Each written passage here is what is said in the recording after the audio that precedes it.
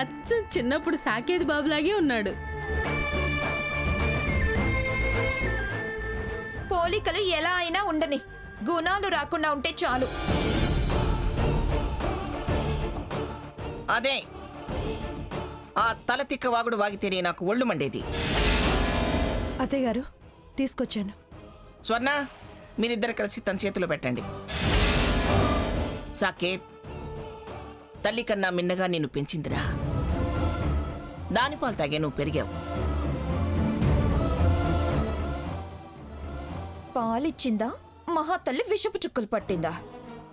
ఇవ్వవే. ఇలా చేస్తే తనకు అచ్చొచ్చి వాడు ఆవిడ చేతిలో పెరుగుతాడని పిలిపించిందేమో. స్వర్ణ ఇవ్వు. ఇవ్వండిరా, ఇద్దరివ్వండి.